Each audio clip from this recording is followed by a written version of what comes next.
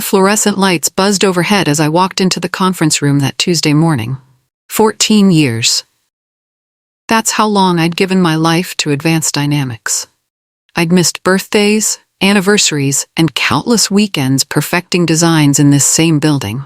Now Daniel Krell, my boss, sat at the head of the polished table with that smug smile I'd grown to hate.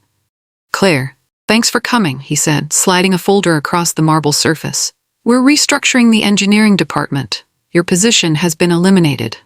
My hands stayed steady as I opened the folder, but my heart hammered against my ribs.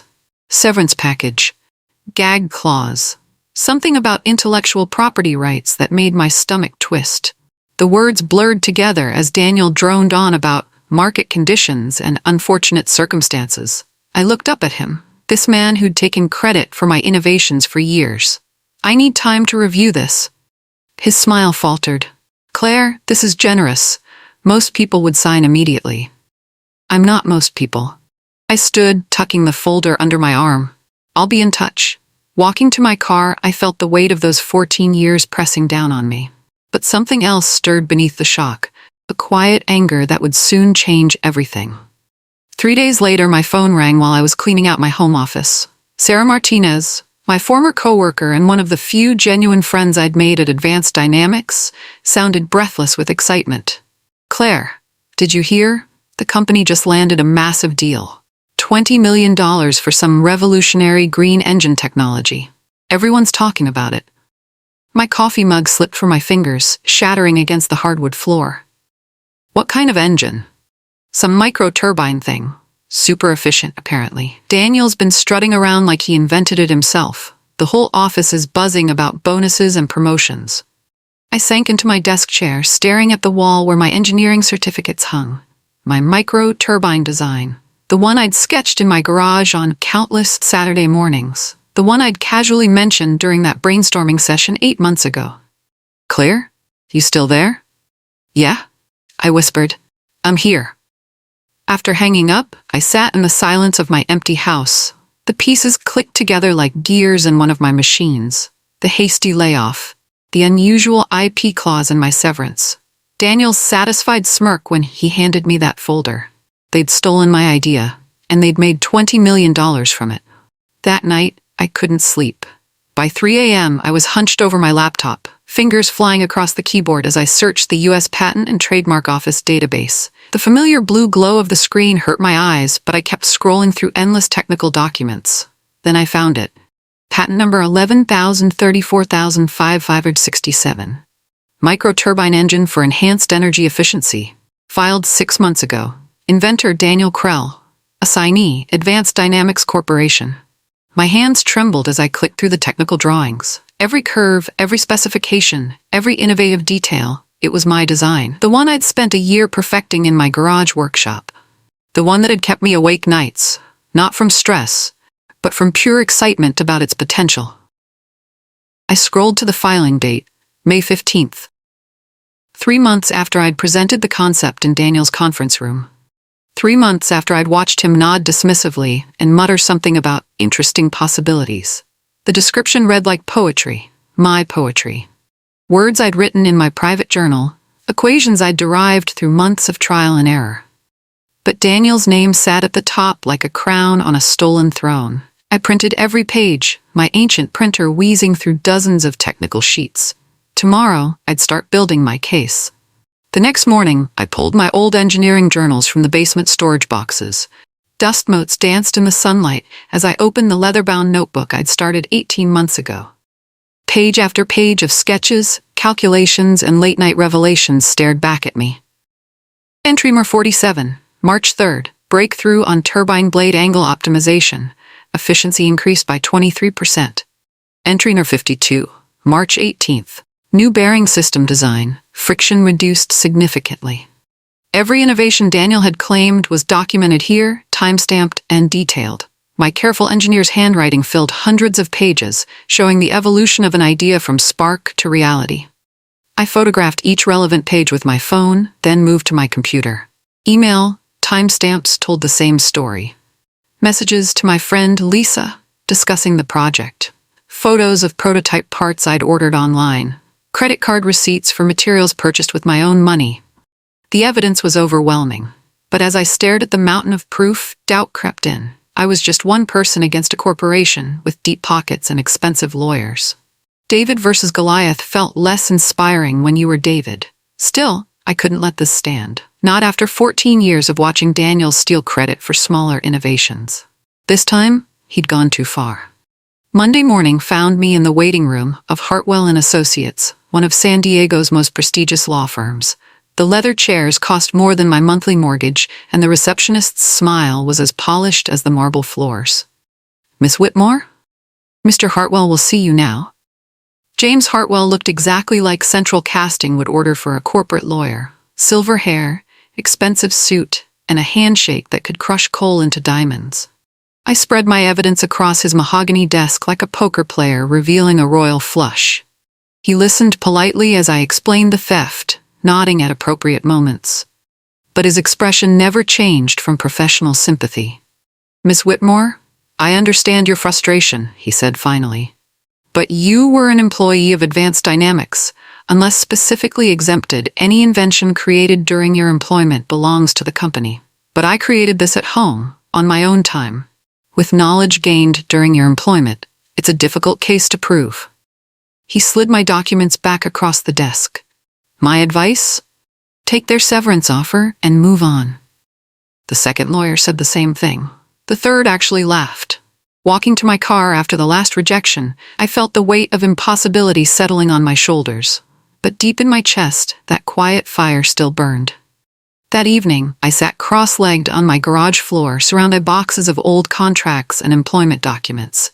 My original hiring paperwork from 14 years ago lay scattered around me like pieces of a puzzle. There had to be something. Some clause, some loophole, some forgotten detail that could help my case. Hours passed. My back ached, and my eyes burned from reading fine print by the garage's harsh overhead light. I was about to give up when a single paragraph on page 12 of my employment contract caught my attention. Section 8.3. Intellectual Property Exemption. Inventions created independently by the employee, using personal resources and personal time, without use of company equipment or proprietary information, may be exempt from automatic assignment to the company upon proper disclosure and documentation. My heart hammered as I read it again. Proper disclosure and documentation. I remembered filling out that form. HR had required it for any outside projects, even hobby work. I'd submitted mine 8 months ago, right after my first breakthrough. I rushed to my computer and logged into the employee portal with my old credentials. The system still granted me access. Typical corporate oversight. I navigated to the HR documents section and searched for my disclosure form. Nothing. I tried different search terms, different date ranges. Still nothing. The form I definitely submitted had vanished from the company's records, like it never existed. But I kept copies of everything. My home filing cabinet revealed its treasures reluctantly. Years of organized documents, tax returns, insurance papers, and yes, employment records. Near the back, in a folder labeled Work Misc, I found it. My invention disclosure form, filled out in my careful handwriting. Date submitted September 15th. Description: micro-turbine engine design for enhanced energy efficiency. Company acknowledgement stamp, received, HR dept. I also found something else, a confirmation email from the HR system, automatically generated when forms were submitted. The timestamp proved I'd disclosed the invention months before Daniel's patent filing. My hands shook as I photographed everything. This was it.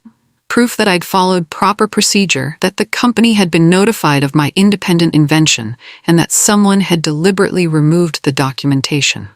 The next morning, I called my old friend Tom from IT. We'd worked together on several projects, and he owed me a favor from when I'd helped debug his kids' science fair robot.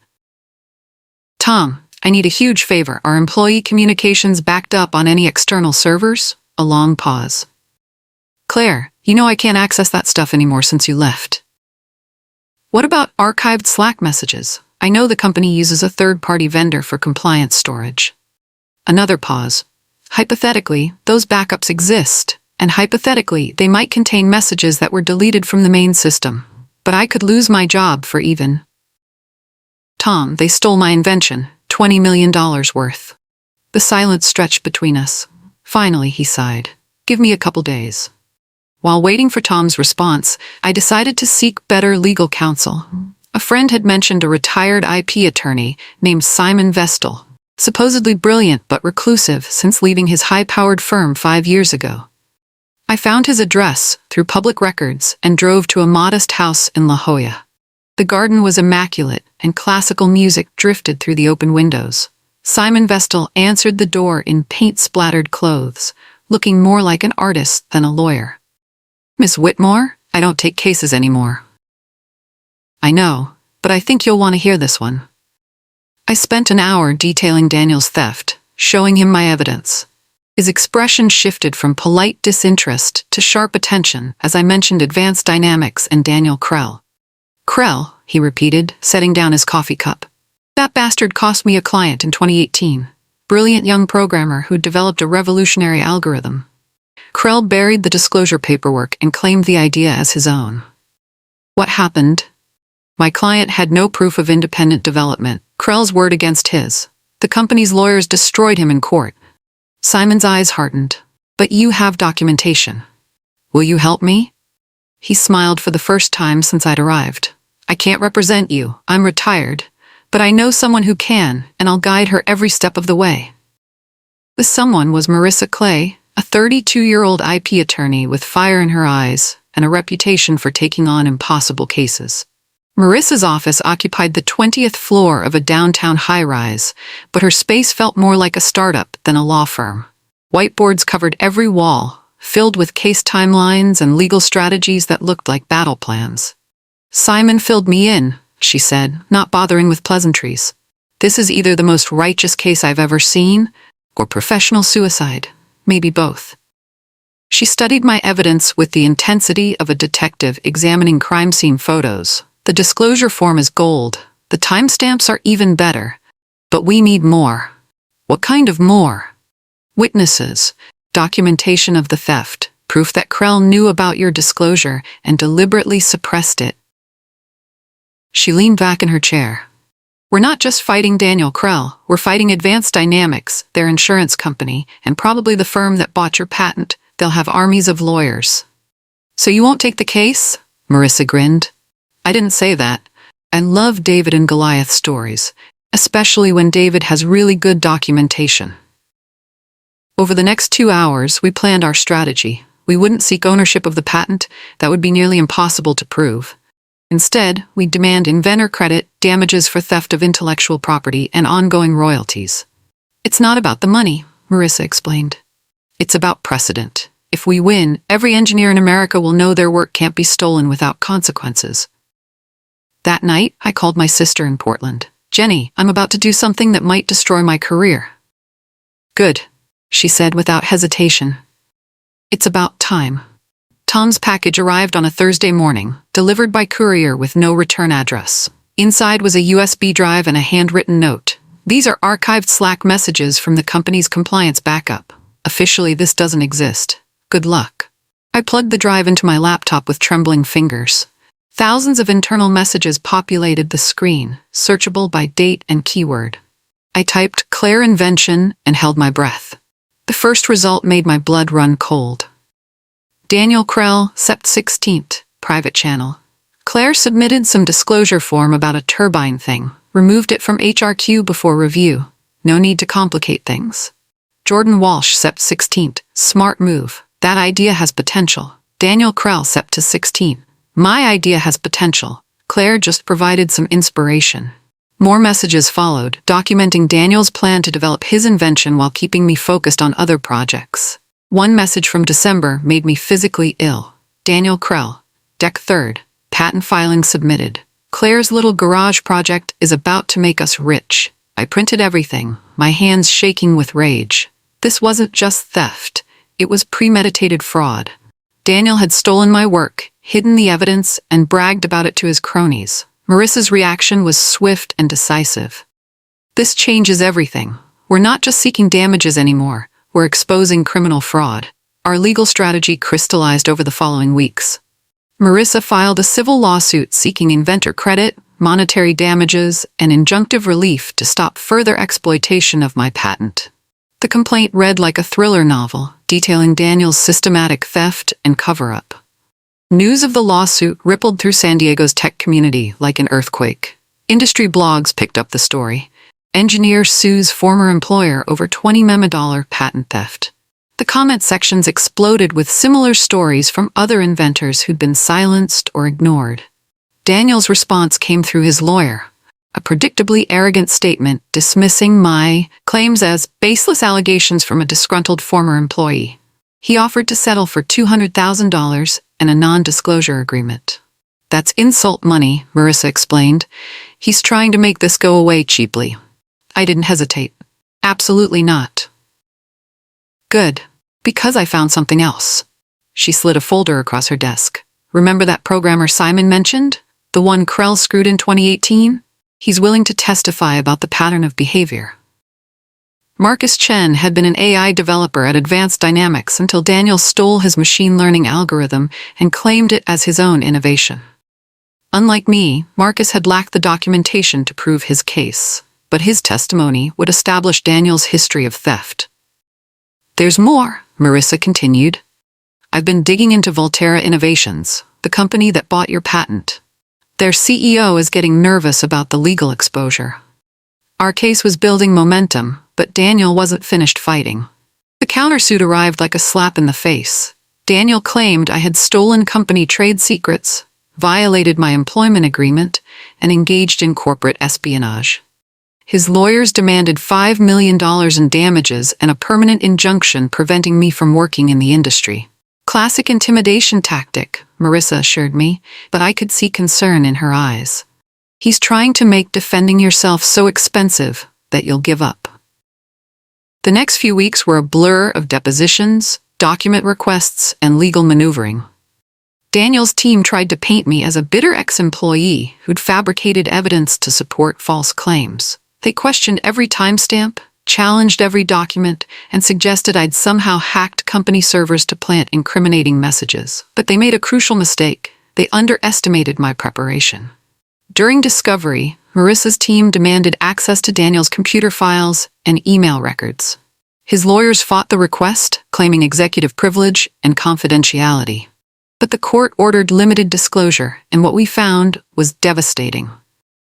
Metadata from Daniel's files showed he'd copied my technical specifications directly from my original presentation slides. His invention contained text strings that exactly matched my private journal entries. Entries he could only have accessed by stealing my disclosure form. Even better, his email records revealed coordination with Volterra's executives to rush the sale before any potential complications could arise. He knew this day would come, Marissa said, reviewing the evidence. That's why he was so eager to get your patent sold quickly. Volterra Innovations' stock price had been sliding since news of our lawsuit broke. Tech analysts questioned whether the company had performed adequate due diligence before spending $20 million on potentially stolen intellectual property. The pressure reached a breaking point when Volterra's board of directors received a letter from their largest shareholder demanding answers. The letter, leaked to the press, accused company leadership of reckless acquisition practices that exposed investors to massive legal liability. Volterra's CEO, Rebecca Santos, called an emergency board meeting. According to sources quoted in tech blogs, the discussion was heated and contentious. Some board members wanted to fight alongside Daniel to protect their investment. Others demanded that Volterra distance itself from the scandal before it destroyed their reputation. Santos chose a third option. On a Friday afternoon, Volterra filed its own lawsuit against Daniel and Advanced Dynamics, claiming fraud and misrepresentation in the patent sale. They demanded return of their $20 million plus punitive damages. Beautiful, Marissa said when the news broke. Now Daniel's fighting a war on two fronts, and Volterra has every incentive to cooperate with our case. The corporate bloodbath was just beginning. Advanced Dynamics stock dropped 12% in after-hours trading as investors realized the company faced multiple lawsuits that could result in massive financial penalties. Daniel Krell had stolen my idea to get rich. Instead, he was about to lose everything. Daniel's deposition took place in a sterile conference room downtown with 6 lawyers, 2 court reporters, and enough tension to power a small city. I sat quietly beside Marissa, watching the man who'd stolen my work squirm under oath. Marissa started with gentle questions about company policy and Daniel's role in patent filings.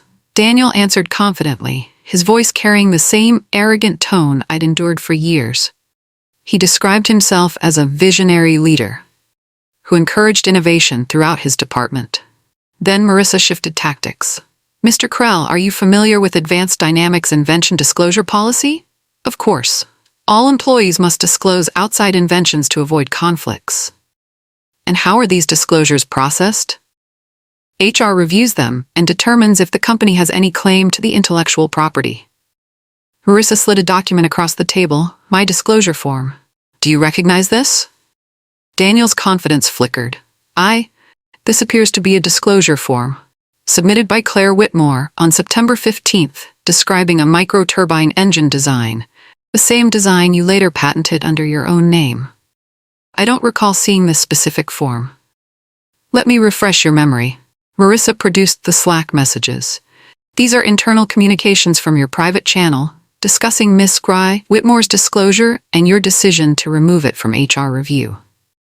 The blood drained from Daniel's face as he read his own words, admitting to theft and fraud. "Do these messages accurately reflect your actions, Mr. Krell?"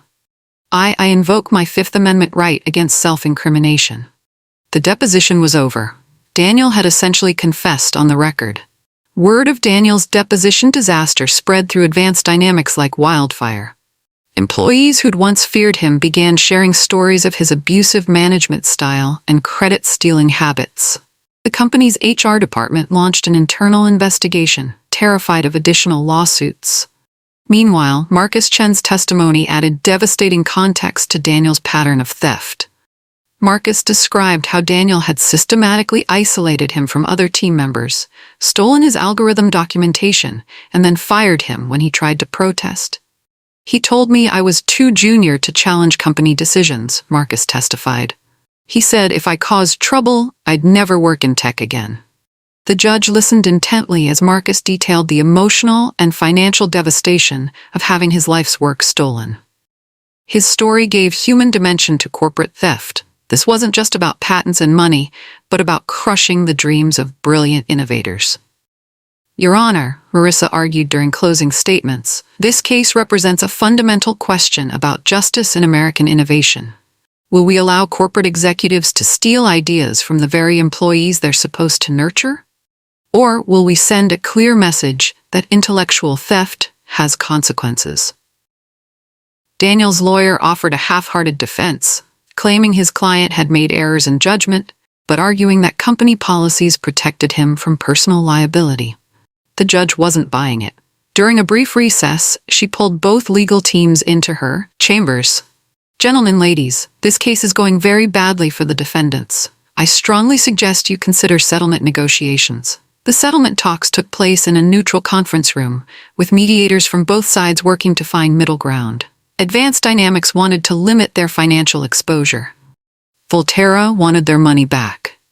Daniel wanted to avoid criminal charges. I wanted justice. My client will accept $8 million in damages, full inventor credit on the patent, and 15% ongoing royalties, Marissa announced. Daniel's lawyer nearly choked on his coffee. "That's absurd. We could settle this for a fraction of that amount." "Your client committed fraud," Marissa replied calmly. "Miss Whitmore is being generous by not demanding full ownership of the patent." The negotiations stretched over 3 days.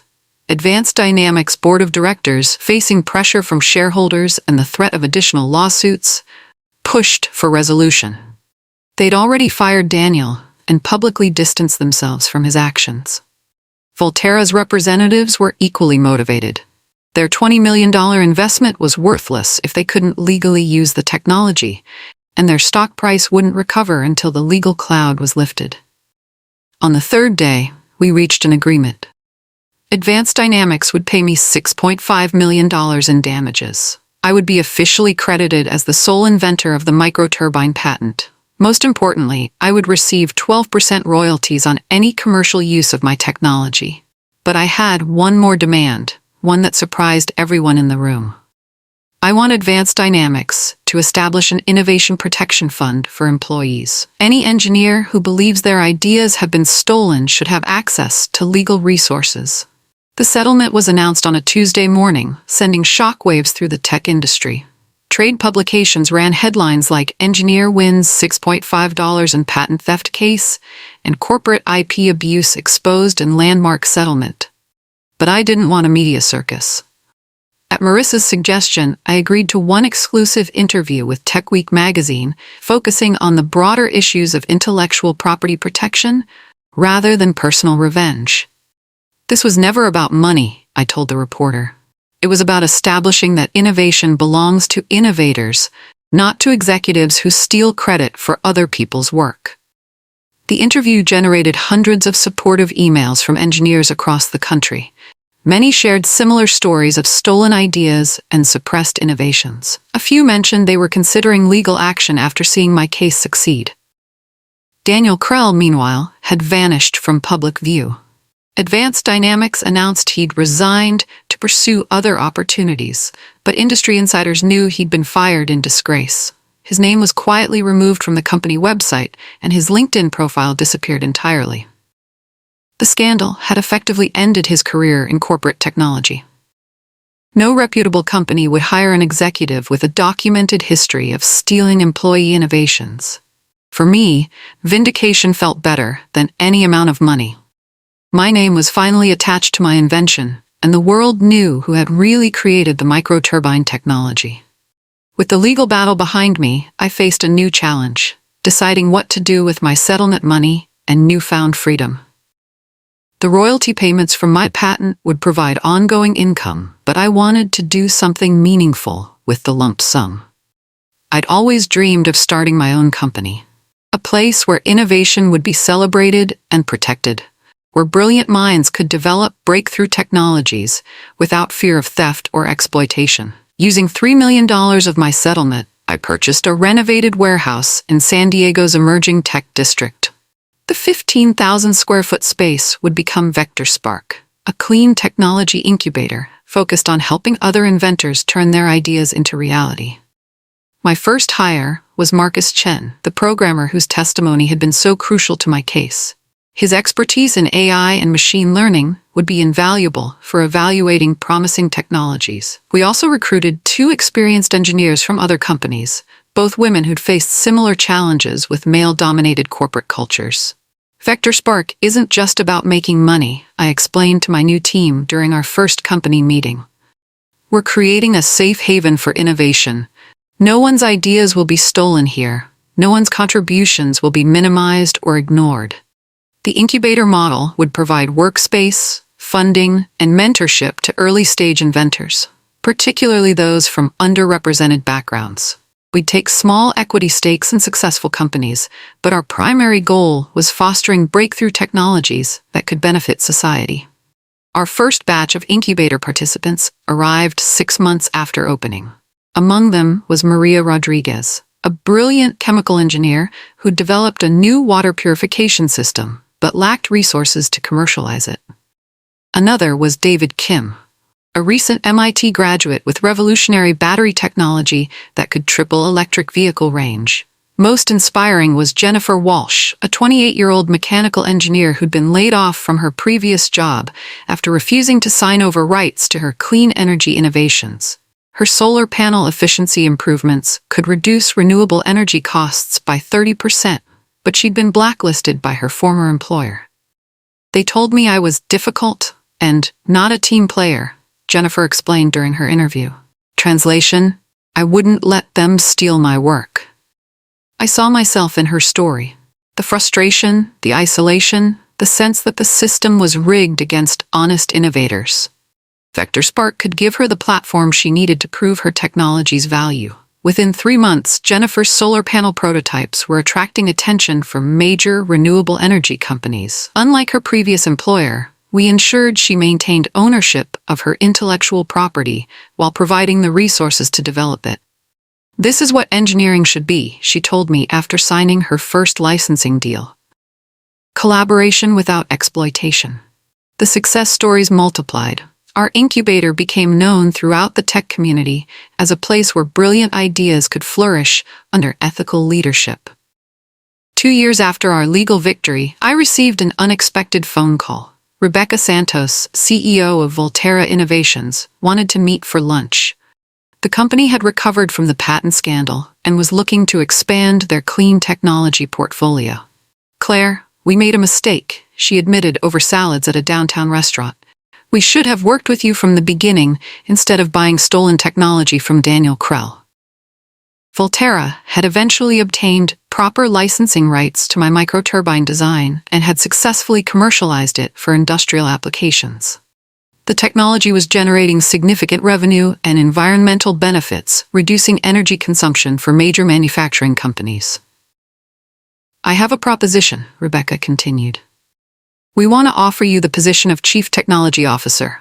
Full equity package, unlimited research budget, and complete authority over our innovation pipeline."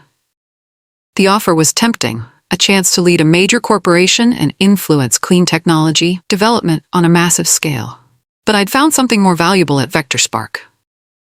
"I appreciate the offer," I said, "but I'm not interested in returning to corporate life.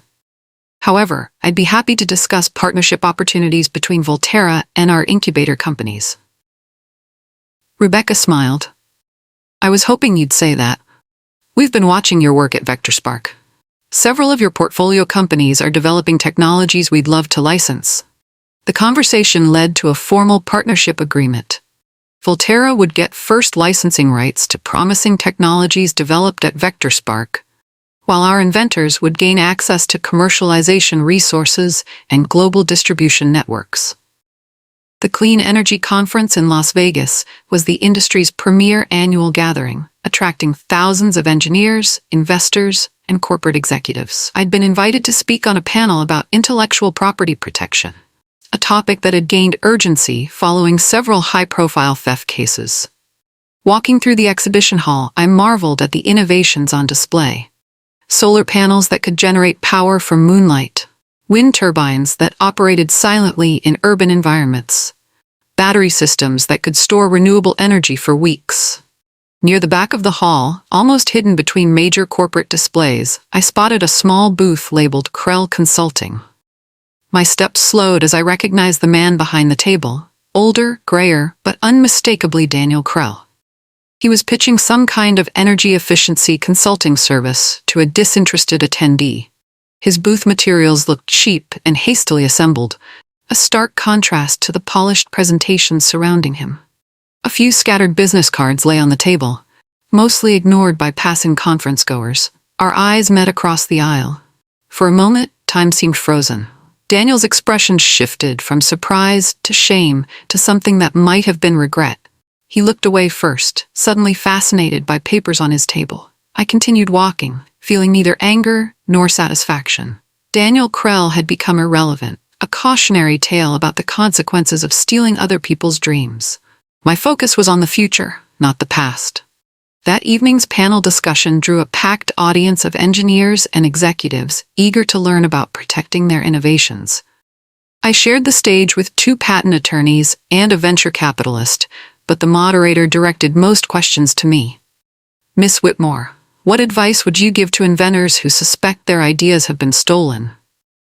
"Document everything," I replied. "Keep detailed records of your development process, timestamp your communications, and never assume good faith from corporate executives who profit from your work."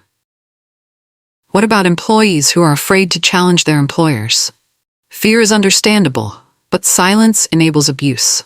The system only changes when we're willing to fight for what's right. And remember, you're not fighting alone. Organizations like the Inventor Rights Foundation now provide legal resources for cases like mine." The foundation had emerged partially as a result of my case, funded by settlements from other patent theft lawsuits. Engineers across the country now had access to legal support when confronting corporate IP abuse. After the panel, a young woman approached me with familiar desperation in her eyes. "Miss Whitmore, I think my boss stole my algorithm design. Do you think I have a case?" I spent 20 minutes reviewing her documentation and connecting her with appropriate legal resources. Her situation was remarkably similar to mine. brilliant innovation, systematic theft, and deliberate cover-up by corporate management. This won't be easy, I warned her. But it's worth fighting for. And you have something I didn't. Precedent. 5 years have passed since Daniel Krell stole my invention and tried to destroy my career. VectorSpark now occupies 3 buildings and has helped launch 47 successful companies.